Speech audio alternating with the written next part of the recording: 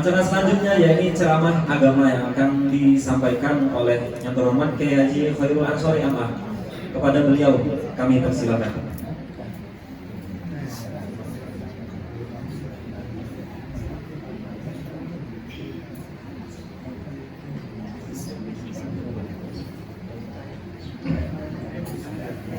Bismillahirrahmanirrahim. Assalamualaikum warahmatullahi wabarakatuh. Alhamdulillahi rabbil alamin. Wa sallallahu wa sallama wa karrama wa 'azzama wa majjada wa syarrafa 'ala asyrafil anbiya'i wal mursalin wa habibi rabbil alamin wa 'ala ikhwanihi an-nabiyyin wal mursalin ومن تبعهم بإحسان إلى يوم الدين. اللهم لا سهل إلا ما جعلته سهلا وأنت يا حي يا قيوم تجعل الحزن إذا شئت سهلا. أما بعد, para guru, para sesepuh, para orang tua berkhusus Profesor Dr. Quraish Shihab Matta'anallahu bituli hayatihi, Pembina Sekolah Mandiri Cahaya Hati Profesor Dr. Alwi Shihab, mudah-mudahan semakin diberikan oleh Allah Subhanahu wa taala keberkahan, dipanjangkan umurnya, disehatkan badannya. Kita juga mendapatkan curahan kucuran ilmu yang beliau sampaikan kepada kita semuanya. Bapak-bapak, para pengurus, saya tidak sebutkan namanya memang karena tidak tahu satu persatu, dan pembina atau pengasuh Pondok Pesantren Sekolah Mandiri Cahaya Hati Ustadz Saiful Anwar, bapak-bapak, ibu-ibu yang dimuliakan oleh Allah Subhanahu wa taala. Kiranya saya belum pantas untuk bicara di depan para profesor, tapi karena saya diminta oleh Ustadz Saiful Anwar, maka saya ingin mencoba menyampaikan. Mudah-mudahan tidak banyak kritikan dari Pak Quraish Shihab tentang penafsirannya, juga tidak ada banyak kritikan tentang hadisnya dari Pak Kiai Alwi Shihab. Biasanya saya menyampaikan ceramah dengan berapi-api dan banyak gurunya, tapi kalau ada beliau nggak bisa saya berguru.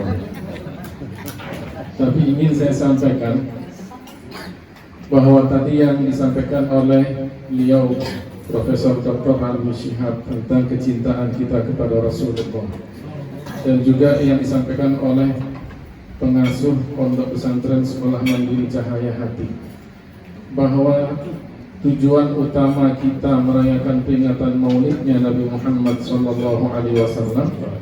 yang pertama adalah sebagai rasa syukur kita kepada Allah atas lahirnya Rasulullah SAW, diutusnya ke dunia ini sebagai pembawa rahmah.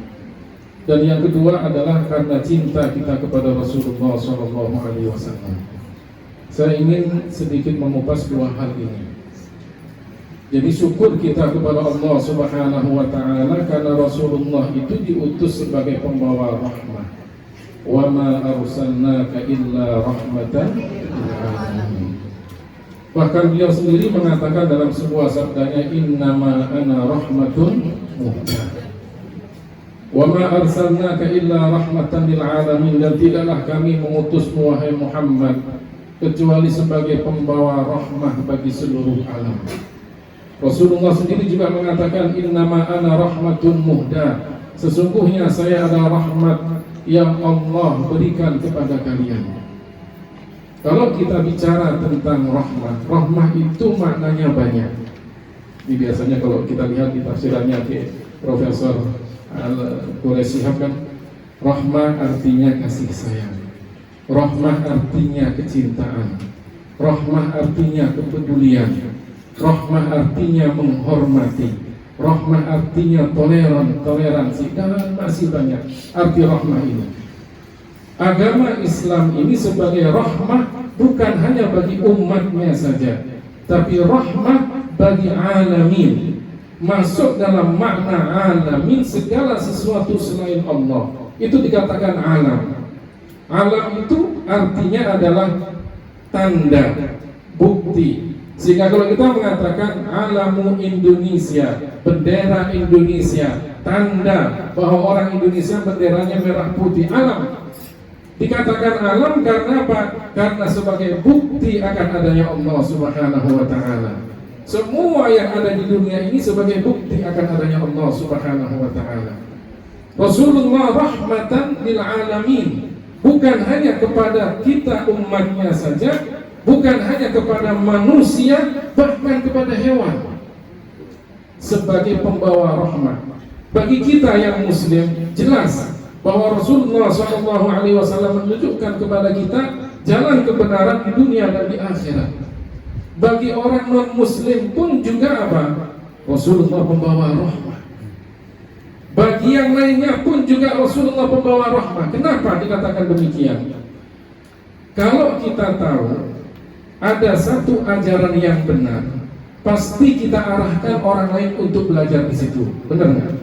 Kalau kita tahu sekolah mandiri Cahaya Hati adalah pondok pesantren yang mengajarkan kebenaran, pasti kita akan mengatakan jangan sekolah di mana-mana, ada sekolah yang bagus, sekolah mandiri Cahaya Hati. Kenapa? Karena kita ingin menyebarkan kebenaran, karena kita tahu bahwa Cahaya Hati ini menyebarkan kebenaran.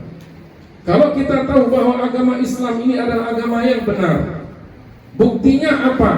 Kalau agama Islam agama yang benar, Rasulullah SAW bukan orang yang setiap harinya kerjanya sebagai dokter, bukan sebagai dokter yang ahli dalam bidang kandungan, tidak. Tapi Rasulullah bicara tentang kandungan. Arba'ina yawman nutfah, inna ahadakum yujma'u khalquhu fi batni ummi arba'ina yawman nutfah. Sesungguhnya seseorang di antara kalian dikumpulkan proses penciptaannya di dalam perut seorang ibu 40 hari dalam bentuk nutfah, pertemuan antara sperma laki-laki dan perempuan. Tsumma yakunu 'alaqatan mithla dzalik, kemudian menjadi 'alaqah, segumpal darah yang menggantung di rahim ibu selama 40 hari. Tsumma yakunu mudghatan mithla dzalik, kemudian menjadi sekerat daging juga dalam kisaran waktu 40 hari, 40 hari, 40 hari, 40 hari, 120 hari, sama dengan 4 bulan. Masuk bulan kelima ditiupkan ruh, maka kemudian jadi mulai bergerak-gerak di dalam perut itu. Itu Rasulullah bukan seorang dokter, tapi lebih tahu tentang hal ini daripada dokter. Kalau kemudian dalam hadis juga disebutkan bagaimana anak itu mirip ibu atau mirip bapaknya. Rasulullah mengatakan idza sabaqa ma'ur rajuli ma'al mar'ati naza'a. Kalau air mani seorang laki-laki mendahului air mani perempuan, maka anak itu mirip bapaknya. Mau laki-laki atau perempuan, yang penting mirip bapaknya. Kalau kemudian air mani perempuan mendahului air mani laki-laki, maka anak itu mirip ibunya. Kira-kira kita mirip siapa ini? Pokoknya jangan sampai mirip tetangga, kan repot. Ini. Bahkan kemudian juga disebutkan dalam hadis yang lainnya, idza ala ma'ur rajuli ma'al mar'ati, kalau lebih dominan, lebih banyakkan air mani laki-laki daripada air mani perempuan, maka anak itu jadi laki-laki. Itu Rasulullah. Dari mana? Beliau bukan seorang dokter kandungan, tapi lebih tahu tentang masalah ini daripada seorang dokter. Ini kan menunjukkan bahwa Rasulullah tidak bicara dari apa? Dari pribadi beliau, tapi adalah wahyu dari Allah Subhanahu wa ta'ala. Al-Quran juga menyebutkan dalam surat Ar-Rahman, marajal bahrain yaltaqiyan bainahuma barzakhun la yabghiyan fabi ayyi ala'i rabbikuma tukadziban. Ada pertemuan dua aliran air asin dan air tawar, dan masing-masing tidak pernah melebihi batasnya sendiri-sendiri. Itu disebutkan oleh Rasulullah SAW dalam Al-Quran. Rasulullah bukan seorang pelaut yang setiap harinya di laut kemudian cari ikan dan kemudian tahu hal-hal semacam ini, tidak. Tapi itu disebutkan menunjukkan apa? Agama Islam ini agama yang benar. Nyatanya, buktinya bahwa ada pertemuan air laut itu. Rasulullah bukan seorang insinyur yang tahu kemudian nanti suatu ketika akan ada bangunan yang tinggi-tinggi di akhir zaman. Rasulullah ketika ditanya tentang alamatus sa'ah, tanda-tanda hari kiamat, dia kemudian mengatakan, nanti jika ada para pengembala kambing yang kemudian di akhir zaman mereka itu apa? Meninggi-ninggikan bangunan, yatafawaluna fil bunyan. Dulu pada masa Rasulullah pengembala kambing itu apa? Tidak pakai pakaian, ya, hanya apa? Pakaian bawah saja. Mereka mengembala kambing di daerah yang padang pasir yang tandus. Tapi Rasulullah kemudian menyampaikan wahyu Allah bahwa nanti di akhir zaman orang banyak meninggikan bangunan, berlomba-lomba, sombong untuk mengatakan bahwa saya lebih bisa daripada yang lainnya. Sekarang yang banyak bangunan tinggi di mana? Di Timur Tengah. Burj Khalifah itu paling tinggi. Itu ada di mana? Di Timur Tengah. Rasulullah SAW bukan seorang insinyur yang kemudian nanti begini-begini enggak, tapi lebih tahu daripada insinyur. Artinya kalau kemudian kita tahu kebenaran agama Islam, maka kemudian kita ajak orang lain, itu yang namanya rahmah bagi seluruh alam. Ini yang namanya rahmah. Kalau kita tahu sekolah cahaya mandiri, sekolah mandiri cahaya hati adalah sesuatu yang benar, tempat pendidikan yang benar, kita ajak orang lain, berarti apa? Kita sayang kepada orang itu agar belajar yang benar di tempat ini. Sama ketika kita orang tua, anak-anak kita arahkan kepada yang benar. Kenapa? Karena rahmah kita, karena kasih sayang kita kepada mereka. Ketika orang non-muslim kita ajak untuk masuk Islam, bahwa itulah yang dikatakan rahmatan lil alamin. Syukur kita kepada Allah diutusnya Rasulullah SAW sebagai pembawa rahmah bagi seluruh alam. Yang kedua, kita merayakan peringatan maulidnya Nabi Muhammad SAW karena cinta kita kepada Rasulullah. Kalau Allah Subhanahu wa Ta'ala menyebutkan di dalam Al-Quran agar kita mendapatkan cinta dan ridha Allah, itu adalah dengan apa? Ngikutin Rasulullah. Qul in kuntum tuhibbunallaha fattabi'uni yuhibbukumullah. Kalau kalian menyatakan cinta kepada Allah, maka kalian harus mengikuti siapa? Rasulullah. Kalau kita diperintahkan oleh Allah, yang kita tahu bahwa Allah pencipta segala sesuatu, dan kita tahu bahwa agama Islam ini adalah satu-satu agama yang diridhoi oleh Allah, maka apa?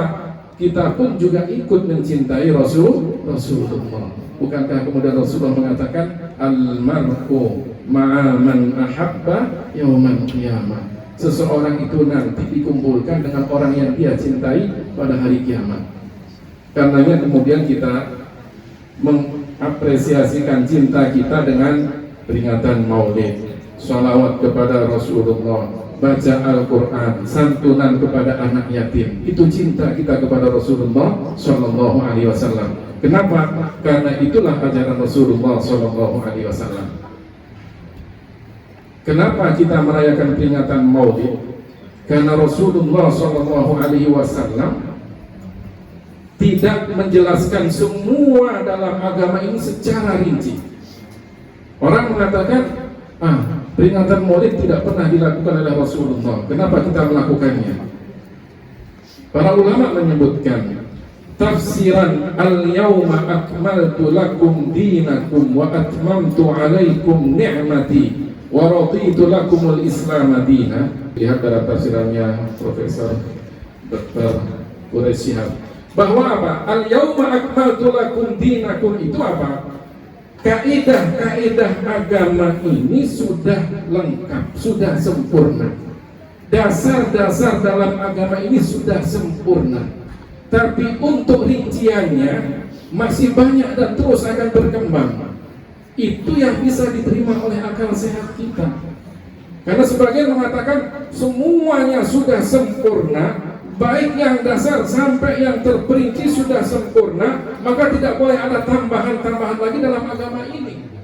Tapi bagi orang yang cerdas tidak mengatakan demikian. Yang disebutkan al-yawma akmaltu lakum dinakum itu apa? Dasar-dasar dari agama Islam ini yang sempurna. Dan Rasulullah tahu bahwa di antara umatnya itu ada orang-orang yang cerdas.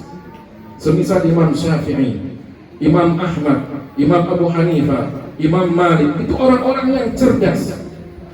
Imam Syafi'i saking cerdasnya, belum selesai baca kitab Muwatta sudah hafal Muwatta. Ya, saking cerdasnya, belum selesai belajarnya sama gurunya sudah hafal. Kalau kita apa? Sudah selesai belajarnya nggak hafal apa itu kita kan. Ulama-ulama dulu yang paham ilmu hadis yang sampai pada derajat hufadul hadis, sekali mendengar hafal. Al-Imam Al-Bukhari, ya, ketika kemudian beliau diuji oleh ulama-ulama Baghdad, ketika Al-Imam Bukhari ke Baghdad, ya, dikumpulkan para ulama hadis 10 orang, masing-masing membaca 10 hadis, dibolak-balik sanadnya. 10 orang, satu orang mengatakan 10 hadis. Setelah itu ditanyakan kepada Imam Bukhari, Andakah tahu? Apakah Anda tahu hadis-hadis ini? Kata Imam Bukhari, saya nggak tahu. Orang yang kedua membacakan 10 hadis, dibolak-balik sanadnya pun juga ditanya, apakah Anda sudah mengenal hadis-hadis ini? Kata Imam Bukhari, saya nggak tahu. Sampai orang yang ke-10, genap 100 hadis, didengarkan semuanya oleh Al-Imam Al-Bukhari. Tapi kemudian apa yang dilakukan oleh Al-Imam Al-Bukhari? Dibaca ulang 100-100-nya yang salah itu, kemudian dibenarkan mana salahnya. Perhatikan, hafal sekali mendengar, itu kan luar biasa. Kalau kita mendengar berkali-kali nggak hafal-hafal. Kalau kita kan gitu, udah mendengar diulangi, nggak hafal-hafal. Itu orang dulu cerdasnya luar biasa, dan itu adalah syarat utama seorang mustahid. Kalau kemudian mau mustahid, jadi mustahid, syarat utama itu, bukan kemudian bicara masalah nasab. Kalau dikatakan mustahid, tidak. Mustahid itu syarat utamanya apa? Cerdas. Rubba muballighin aw amin sami. Dalam hadis kan begitu. Berapa banyak orang yang tidak mendengar langsung hadis dari Rasulullah, disampaikan kepadanya hadis Rasulullah, tapi lebih paham daripada orang yang langsung mendengar dari Rasulullah. Artinya dia lebih paham, lebih bisa mengurai hadis tersebut dari orang yang langsung mendengar hadis itu dari Rasulullah Shallallahu Alaihi Wasallam. Makanya kembali kepada surat Al-Maidah ayat 3 tadi, Al-Yawma akmaltu lakum dinakum. Itu para ulama mengatakan kaidah-kaidah agamanya yang sudah sempurna. Sehingga kemudian muncul di belakangan hari itu apa? Permasalahan-permasalahan yang tidak ada pada masa Rasulullah. Disitulah tugas para mustahid. Dan kenyataannya banyak sekali masalah-masalah yang ada muncul setelah masa Rasulullah. Rasulullah memberikan kaidah tentang sholat, sudah, kaidah-kaidah sholatnya. Tapi kemudian perkembangan sholat itu kan semakin luar biasa. Sholat di atas pesawat, bagaimana itu kan? Tidak ada pada masa Rasulullah. Sholat di angkasa, bagaimana? Tidak ada pada masa Rasulullah.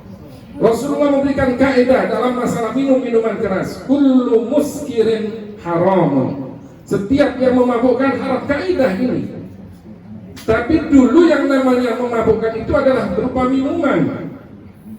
Anggur yang kemudian dimasukkan air, kemudian ditutup sehingga beberapa hari lamanya akan menjadi minuman keras. Itu kan, itu yang diminum. Tapi Rasulullah memberikan apa? Kaidahnya, kullu muskirin haramun. Tidak hanya yang minuman keras saja yang haram, tapi kemudian apa? Ada yang berbentuk makanan, kalau memabukkan haram. Ada yang terbentuk obat, kalau memabukkan haram, dan benda-benda yang lainnya yang penting memabukkan, maka haram. Inilah dikatakan kaidah agamanya sudah sempurna. Adapun rinciannya masih ada. Dari situlah kemudian para ulama mengatakan, di antaranya Imam Syafi'i radhiyallahu anhu di dalam kitab Al-Imam Al-Baihaqi, judulnya Manaqibus Syafi'i. Imam Syafi'i mengatakan, al-muhdatsatu minal umuri darban, muhdatsatun tuwafiqul kitab was sunnah fahiya mahmudatun, wa muhdatsatun tukhaliful kitab was sunnah fahiya madmumatun. Perkara yang baru yang muncul setelah Rasulullah SAW itu ada dua. Ada perkara yang baru yang sesuai dengan Al-Quran dan hadis, maka itu terpuji. ada perkara yang baru yang tidak sesuai dengan Al-Quran dan hadis, maka itu tercela. Dan peringatan maulidnya Nabi Muhammad SAW termasuk yang terpuji, sebagaimana disebutkan oleh Al-Imam As-Suyuti di dalam kitabnya Husnul Maqsid fi Amalil Maulid. Beliau mengatakan aslu amalil maulid alladhi huwa istima'un nas wa qira'atu ma tayassara minal Qur'an wa riwayatul akhbaril waridati fi mabda'i amrin Nabi sallallahu alaihi wasallam wa ma waqa'a fi maulidihi minal ayati thumma yubsatu lahu simatun fayakuluna wa yansarifun min ghairi ziyadatin ala dhalika fahiya minal bid'il hasanah allati yuthabu 'alaiha fa'iluha lima fihi min ta'dhimi qadri Nabi sallallahu alaihi wasallam wa idharil farahi wal istibshar bi maulidihi syarifi sallallahu alaihi wasallam. Kata Imam Suyuti, dasar dari peringatan maulid yang itu hanya kumpulnya orang-orang membaca ayat Al-Quran, membaca riwayat-riwayat yang sahih dari awal penerimaan wahyu Rasulullah sallallahu alaihi wasallam, dan apa yang luar biasa, kejadian-kejadian yang luar biasa dalam pada lahirnya Rasulullah sallallahu alaihi wasallam. Kemudian dibentangkan makanan, mereka kemudian makan dan setelah itu pulang tanpa ada tambahan-tambahan yang lainnya, maka itu adalah bid'ah hasanah yang pelakunya nanti akan mendapatkan pahala. Kenapa? Karena pengagungan mereka kepada Rasulullah SAW dan menampakkan rasa senangnya, cintanya karena lahirnya Rasulullah SAW. Mudah-mudahan kita semuanya yang hadir di sini hadir karena cinta kita kepada Rasulullah SAW, rindu kita kepada Rasulullah SAW. Rasulullah rindu kepada kita, orang-orang yang tidak pernah melihatnya tapi beriman kepadanya, maka kita lebih rindu kepadanya agar kita mendapatkan syafaatnya Rasulullah SAW. Itulah sedikit ya yang bisa saya sampaikan, karena saya sangat kurang berkenan dan belum waktunya bicara di depan para profesor. Tapi mudah-mudahan ada hikmah, ada manfaatnya. Kurang lebihnya saya mohon maaf. Adanallah, doanya beliau. Adanallah wa iyyakum ajma'in. Wassalamualaikum warahmatullahi wabarakatuh.